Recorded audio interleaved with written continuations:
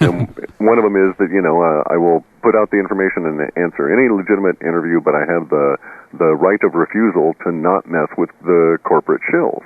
And so I'm speaking with you, whereas I wouldn't necessarily speak with CNN, that kind of thing. I see. But yeah, so I can certainly talk about it, because mostly it doesn't show up as text and causes problems. Doesn't show up as what? As text. If someone were to sit here and do a transcription of what we're saying and put it in certain areas of the internet, then our server or our spiders would pick it up, and we would be eating our own words and get into this self-referential spiral. Oh yeah, that's not good. No, and so we have to guard against that, but I do take precautions in our software suite. So, Well, that's very interesting. So, having said that, boy, this is like a buffet for me. A lot of folks are talking about how rough this fall is going to be. George, your good buddy and cohort, he certainly has been talking about the last couple months. Summer of hell. Well, we've been talking about this for the last year. Yeah, the summer of hell for like a year. Yeah. But so, do you think that we're going to have like another fall tsunami like we had in 2007 to really kickstart all this? Economically, it's going to be much worse. Really? Much worse. Perhaps a whole order of magnitude worse. Really? Yeah. It leads into a period of time that on our work shows from now, let me be real clear about this. All right. I'll give you dates, but the dates are not necessarily like astrology when a conjunction is exact or something like that. These dates are where we pick up certain levels of linguistics to where our eyes can pick it out, but it might build for several days or even a week or two before it hits that date, right? And it may also fade off for a few weeks afterwards.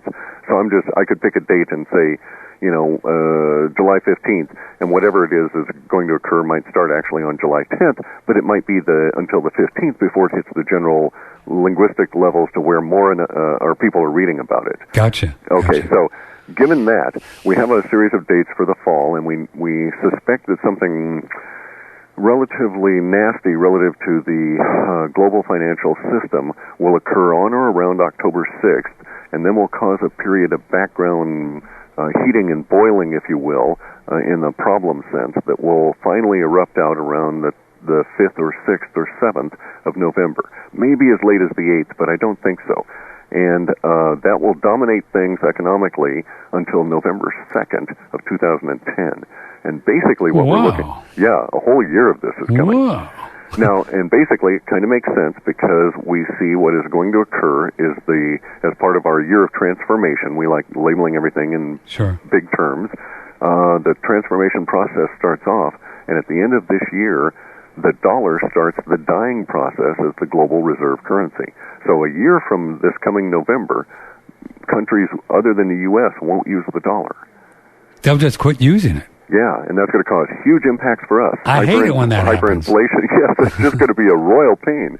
Who knows how much a gallon of gas will cost, because we'll have to take our not worth much green pieces of paper and go see how many we can trade to buy real money in order to go buy oil. What will these guys, you suppose, do with these dollars prior to that point? They're going to know this is happening, right? They know it now, and they're reacting to it now, and we're picking that up linguistically. Like the Chinese have 800 billion in treasuries. So they've been selling off for over a year now. But they're still buying as well? Well, I mean, that's what it says on the different websites we read. Yeah, there is some level of purchase, but it is not as rapid nor to the volume. And if you look at some of the purchase agreements, they're not really solid purchases. Uh-huh. So it's quite the solid odd purchases situation. And it gets to the same issue. You ask, what are they going to do? Well, they need to convert those dollars, knowing that look at the action of the dollar over the last week or so in relation to the euro and the yen. We've been losing value. Even the pound. Correct. The pound is going up against the dollar. Right. And anybody that has any kind of resources, New Zealand dollar, Canadian dollar, et cetera, is going up against the dollar. So the Chinese are aware of this, and they're selling against this rising tide of worthlessness of our paper. At the same time that our Fed and our government, the Federal Reserve banksters that own our government, are shoveling out more money to make that tide even deeper.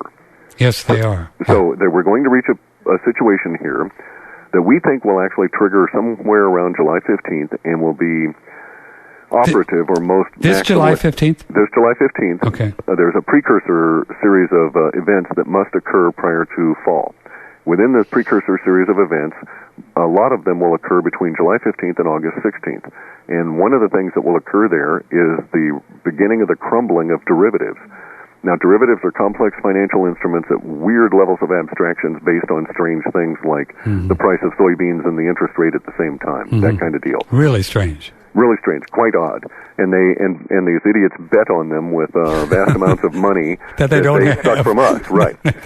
So anyway, they're going to hose us all because the derivative monster is like I think last time I looked at it, it was 11 or 12 times the global domestic product.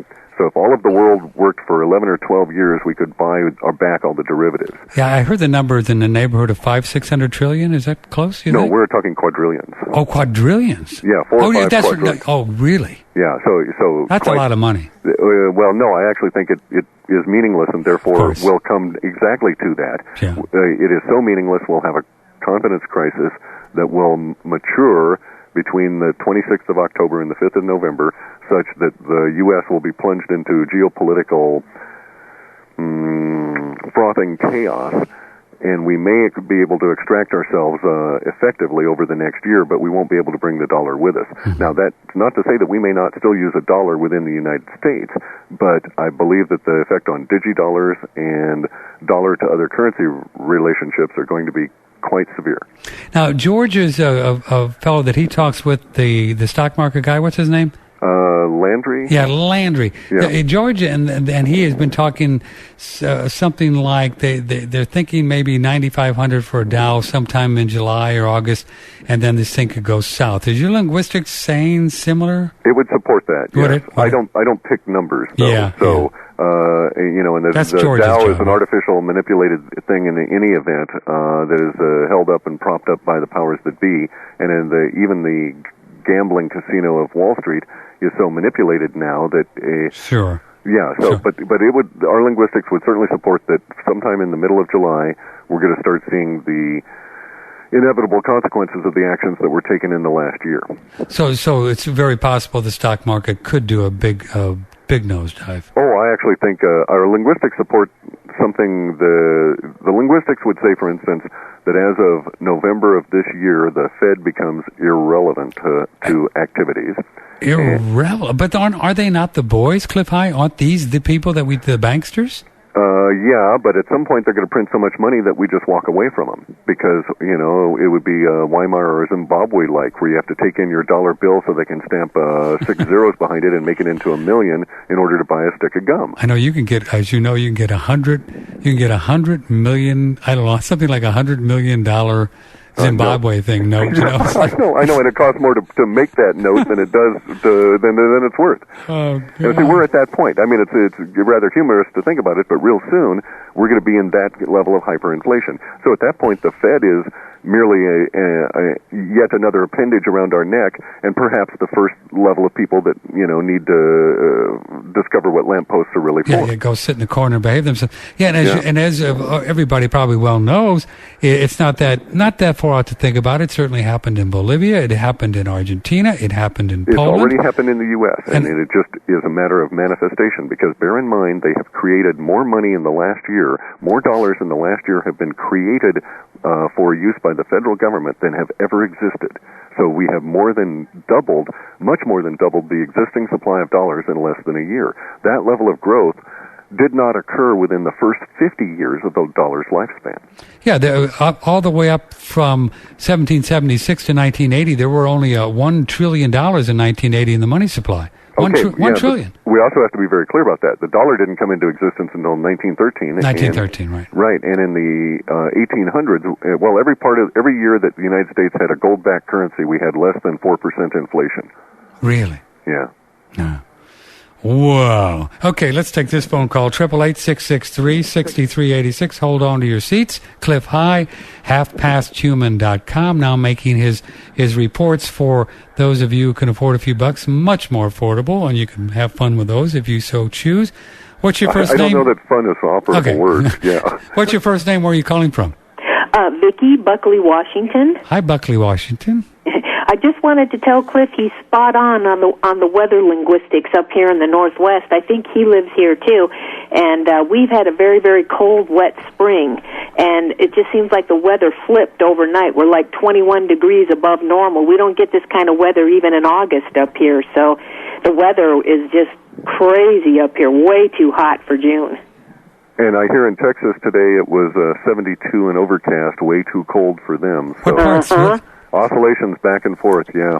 Yep, that's it, yeah. And by the way, the government doesn't even report the M3 anymore. That's the money supply because they don't want people catching on that there's way too much useless dollars you're right. circulating. They quit doing that, I guess, about a year and a half ago. No, more like 3 years. Oh, they knew it a year and a half in advance of the crisis, and so they shut that down. I see.